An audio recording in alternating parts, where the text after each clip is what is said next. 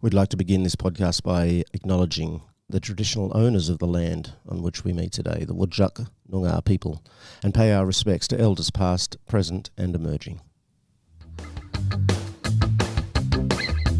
Hi Mel, how are you? Good, Matthew. Happy New Year to you. Happy New Year to you, Mel. I know. Did you have a good break and all that stuff? Did you get a break? Do you do stuff? Yes, I did. Well, a break is not having to do anything. I really like just mooching around my house. Chillaxing. Yeah, with my animals and my kids and yeah. I heard though you did take a, Mel went to Greenland for the break to try and encourage them to listen to the podcast. You kept it on the low down though, didn't you? No one knew. I didn't even know until we got in the studio today. Yep. That she'd met with the embassy, the Australian embassy in Greenland, making a big effort to make that happen. Yes. Thanks, Mel. So let's hope next episode or next time you look, Greenland will be on board. Because you know I've got a prophecy, don't you? I believe that when Greenland becomes one of our countries, greyhound racing ends. That's right. They'll be the saviour, in a sense. Yeah. Holy Grail. Yeah. It's episode 33, Mel. It is. We're into our third year of being on air. Are we really? So, we did 23, 24, and now we're into 25. Yeah, that's brilliant. And it is, but I fucking wish we were. Yeah, we don't want to live a long, prosperous life. We want a short, successful life. The podcast, that is. Yeah. Yes. But no, it's fun. And because we're not talking just about the petition and all things greyhound more at our last few events, we were talking about the podcast and a lot of people really like listening to it just because there's different things either they didn't know about greyhounds or about racing or about, trying to end it. So and there's some beautiful human stories. We spoke to Hope and Owen on the last one and just beautiful people there are. 100%. That are doing the rescuing, the rehoming, the rehabilitation, the enrichment, all that kind of stuff. When greyhound racing ends, greyhounds will prosper. They're going to be in very good hands. Aren't they? What else is going on, Mel? What's happening? I guess at the new year you always feel like you've started again, which is a good thing, I think. We have got new committee members, not all new, but we've got extra, which is always brilliant. Because I was at the came to the Bazo for the AGM. That's right. And we had our strategic planning meeting. Yeah. And we got some really exciting things because we don't have a petition. It gives us a little more wiggle room. Exactly. Yeah. And we just heads down, bums up to get the inquiry. Yeah. That's what has been recommended. We've had a little break over Christmas, but the work that's required to be done and the pushing and the advocating and the linking in with, that's going to get bigger and better this year, I imagine. That's right. Because we spoke to Christy a couple of episodes ago, Tasmania Animal Liberation.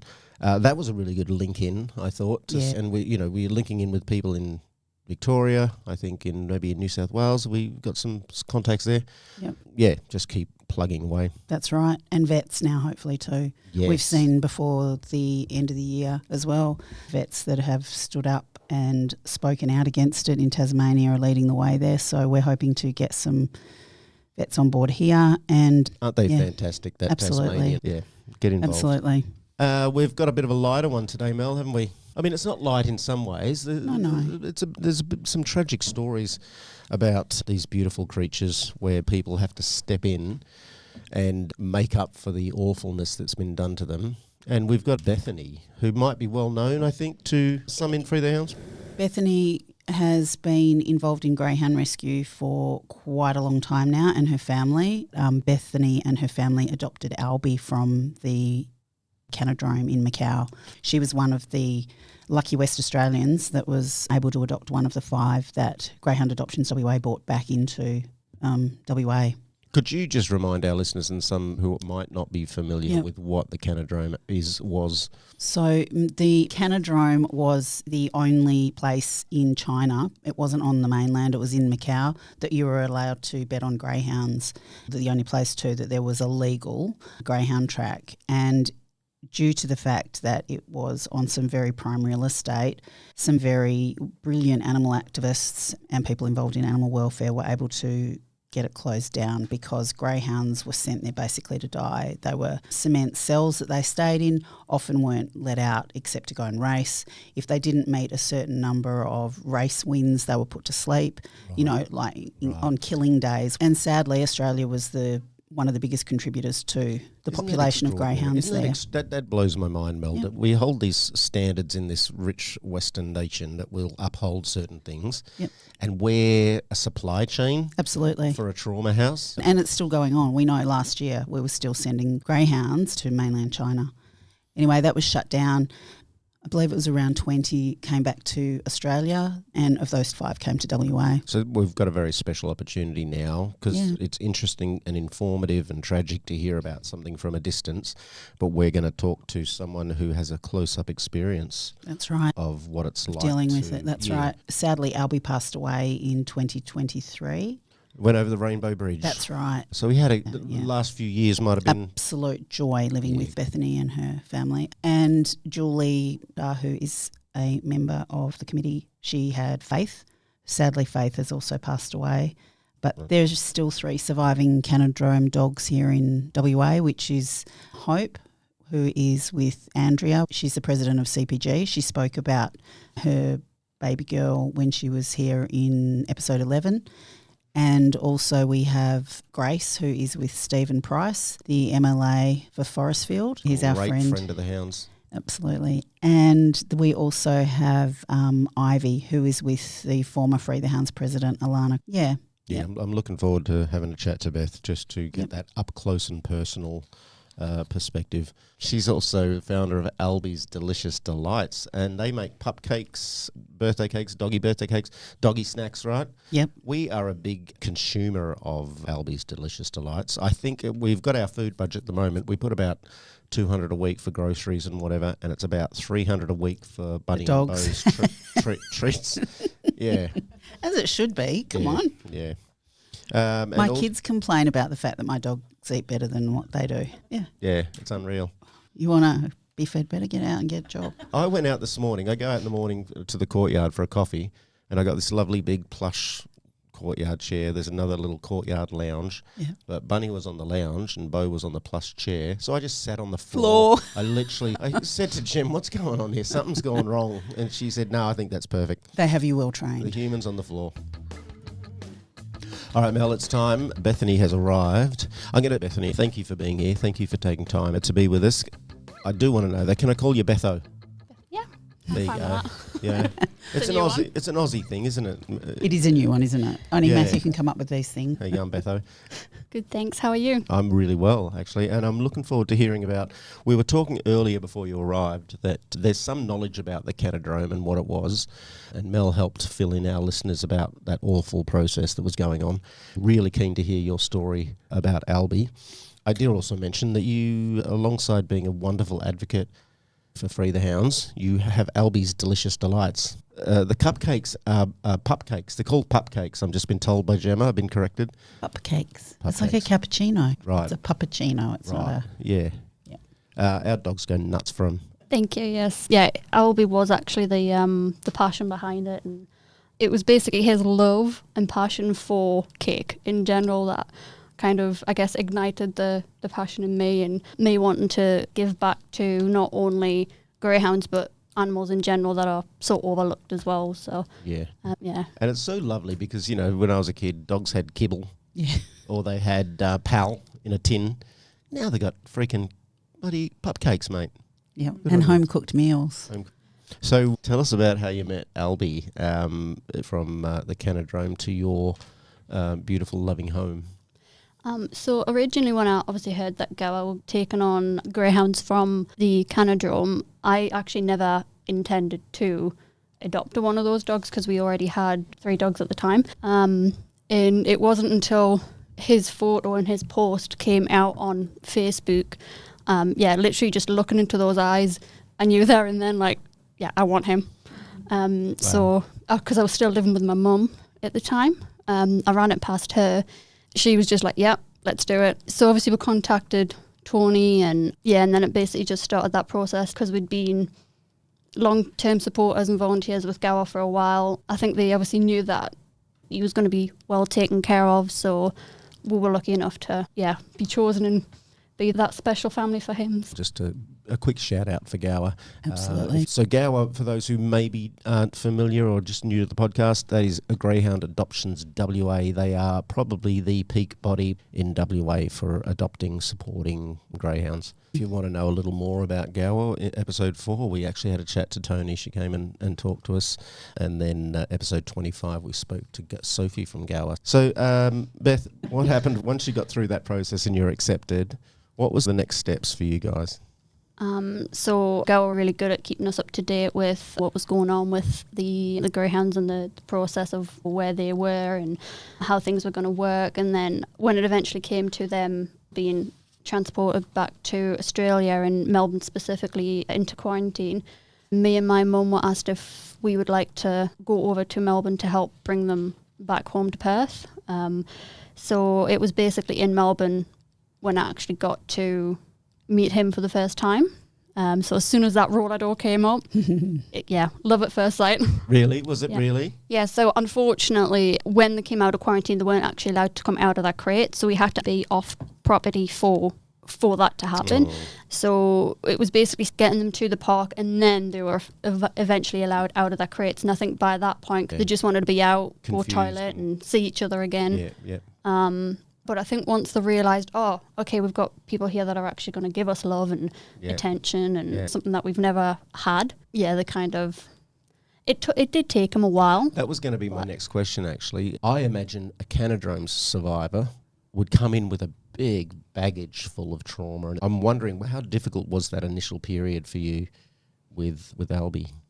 I think he actually did very well. From what I could see, there wasn't a lot of distrust to people, surprisingly. Yeah, that is a surprise to hear, yeah. He loved having love of people. And again, whether that's because he hasn't had it his whole life, right. And he just craved that love and attention. He was, I guess, weary of people until he gained their trust, but not to the extent where he would back off or wouldn't let people come up to him and touch him. I do truly believe that dogs can sense dog people or people that are loving and kind. Yeah. And I think it's also just within the breed, they're just such a beautiful, forgiving, trusting animal. Now, later down the track after having Albi, we actually found out he was physically abused. He actually had scar tissue from what I was told. It was like a circular pole of some sort. We don't know whether it was like metal, wooden, plastic, but he'd been smacked in the hind end, which obviously would explain his wariness. Yeah. Just for reference for people, can you tell us how old he was when he arrived at the Canidrome and how long he raced there for? Do you know? So he was around about 1.5, 2 years old when he was actually sent over to China to the Canidrome. And he was just under 9 years of age when we got him. So it's a long time. Yeah. So he was in there for about 7.5 years of his life. And when you think about it, the stats and the reasons that they were kept at the Canidrome and not, as they word it, destroyed, he had to have been a good racer. A good runner. Yeah. And obedient as well, most likely. And how long, can I ask how long you had Albi for? So we had him for about 3.5 years before he passed. Yep.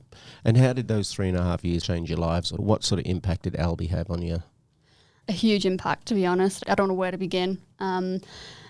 He was definitely different to all the other greyhounds and dogs that we'd had. Whenever I was stressed or upset, he knew how to calm me down.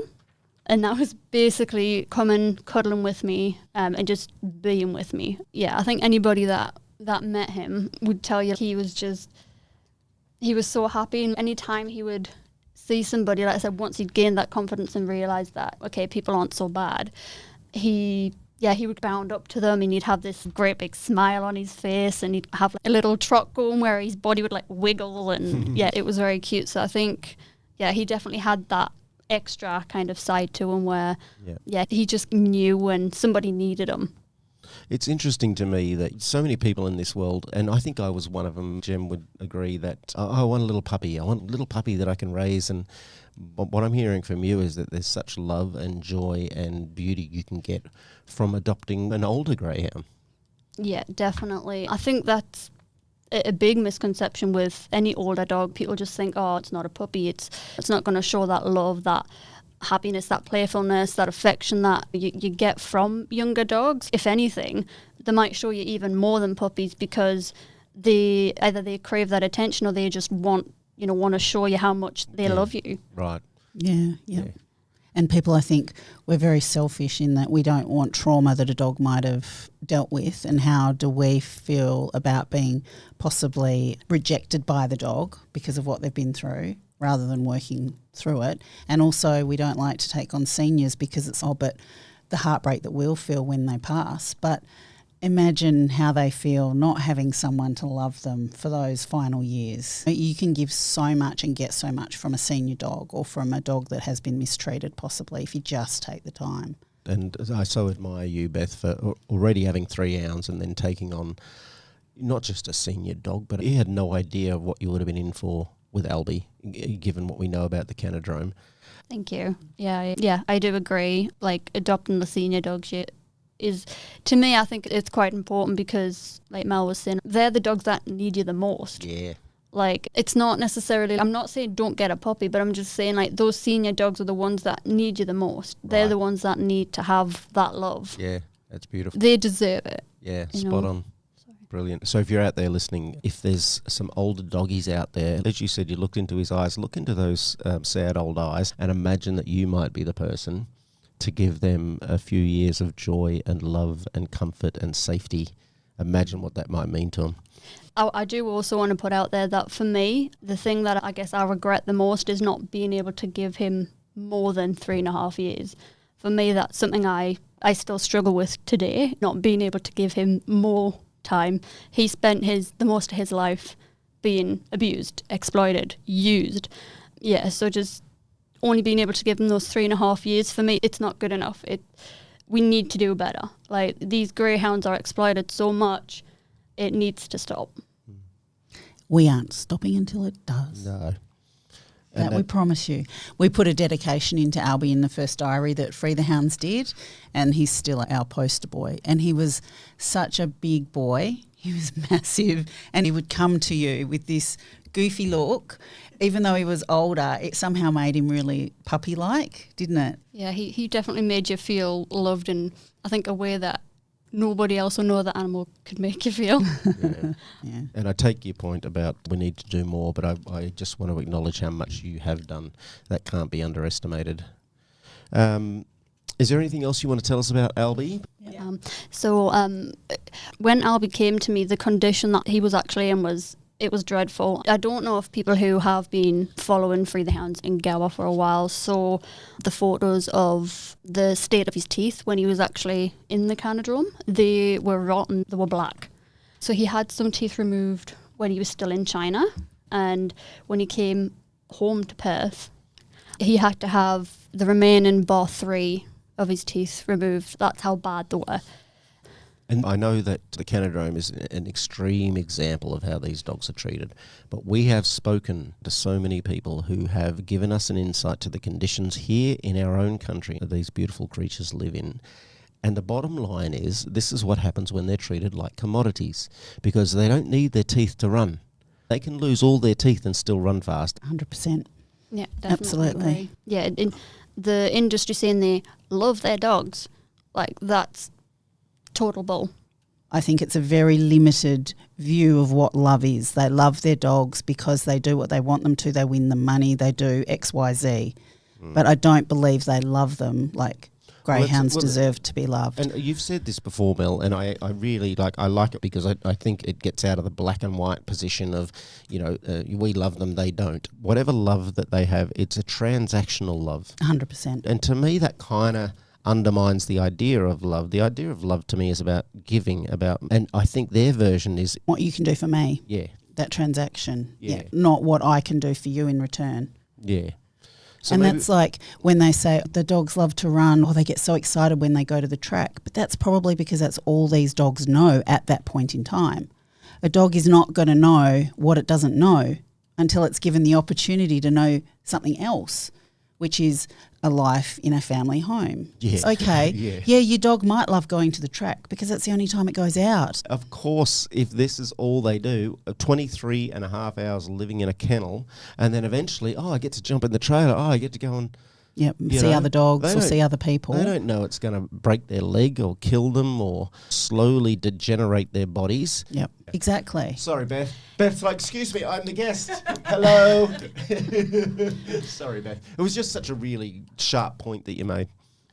You guys obviously talking about trying to keep their dogs, I guess, healthy to a degree where they're going to be able to make enough money off them, is another point I kind of want to make, because when I got Albi, he was at the very least about 10 kilos underweight.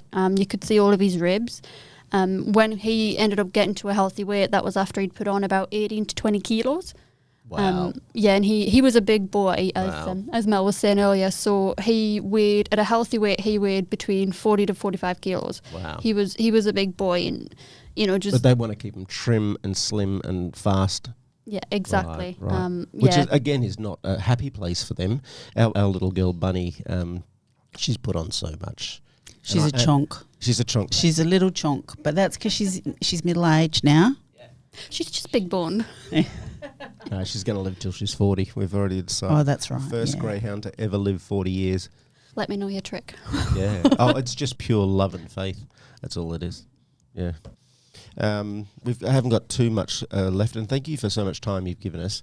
But I really appreciate you being brave enough and talking about something I imagine quite painful for you. Oh, yeah, definitely. I'm not being extreme when I say this, but for me, when I lost Albi, that was the worst time of my life ever. I didn't know how to cope without him, so it was very hard. He made such a huge impact on my life, and just changed my life in so many ways, but for the better.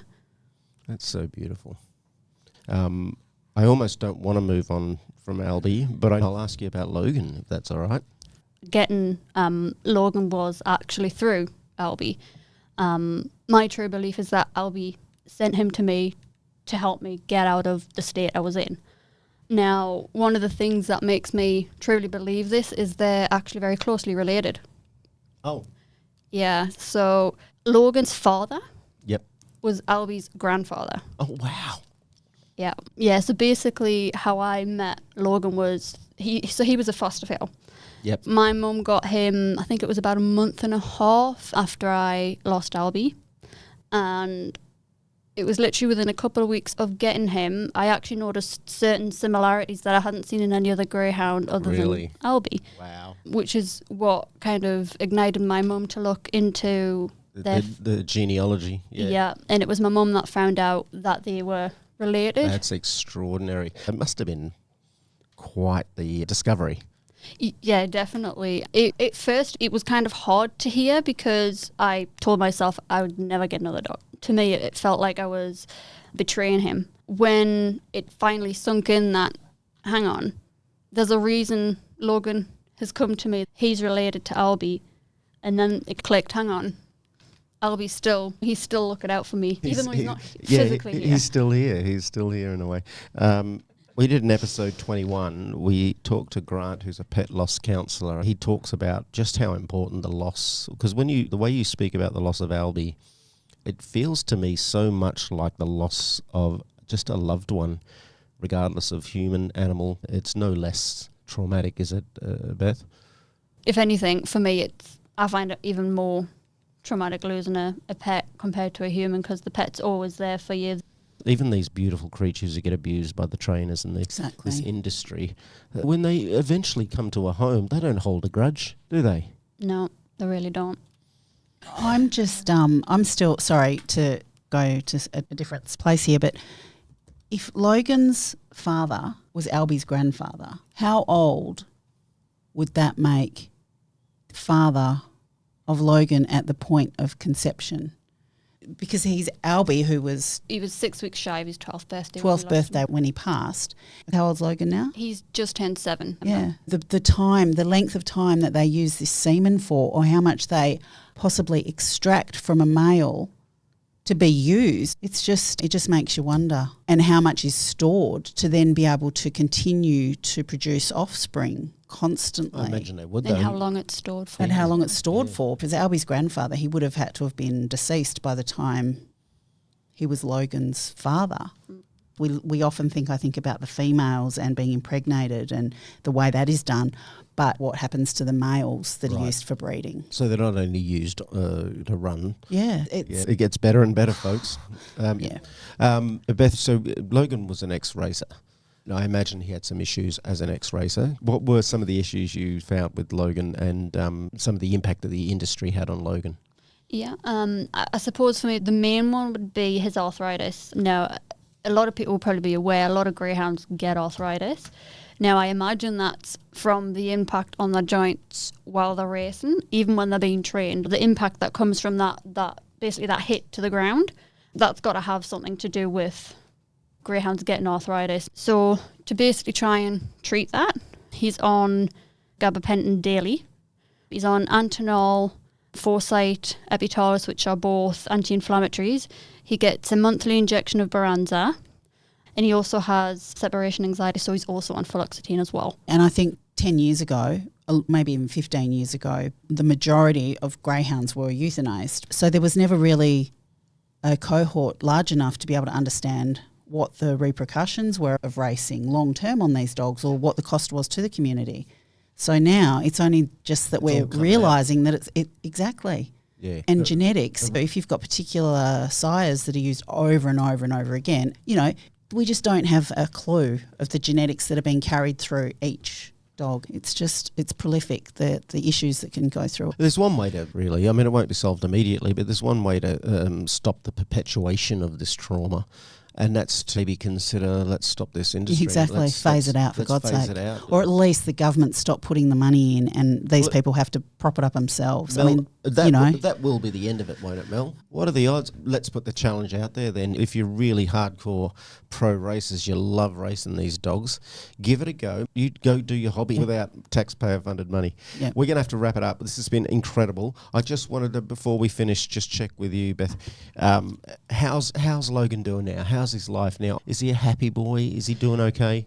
Yeah, he's very happy now. I actually have a close friend of mine who also is in the greyhound community, and she said the difference from when she first met him to him now, he's so much happier. And I think the life that he has now is much better to what he was in. He's in a home where he can be cool when it's hot or warm when it's cold, in a nice comfy bed to lie in. And I hope you put the podcast on while Logan's around. Yes. Hello, Logan. You're a good boy.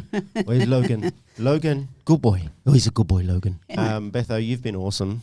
To just hear the lengths that you guys are willing to go to put your hearts out there, to put your finances, your time, your energy. You've taken them out of an awful place, the Canidrome, the racing industry, and you've given them both a beautiful place. We just need more people like you. Thank you, and thank you for all the awareness you guys are raising as well and what you're doing to stand up for the hounds. And yeah, we'll do it. We will, absolutely. Thank you so much, Beth. Nice to meet you. Thank you. Nice to meet you guys too. It was sad at points. It was informative. Let's give it another shout out as well for Albi's Delicious Delights. I can recommend them personally. Thanks a lot, Beth. Mel, we're going to take a tiny itsy-bitsy break, aren't we? Yeah, we are. It's just a couple of weeks, isn't it? Yep. Are you going away, though? I'm going to have a little trip over to Indo. I love it over in Indo. Just for a week. Just to decompress. Gemma's very happy about that because she's not coming. I know. Yeah. For anyone not here, she's air pumping. Woohoo. And Mel, you're heading back to Greenland, I believe, to just... If they're not on the list, yes, I am. Yeah, good. So will everyone have a lovely beginning of the new year. Stay safe. Remember to raise your voice. Free the Hounds are going to have a bucket load of stuff happening this year. Get involved. Absolutely. A big thank you and big welcome to the 4 new committee members as well. Yeah. For a great cause. Stay together, stay strong, and eventually we will release the hounds. Absolutely.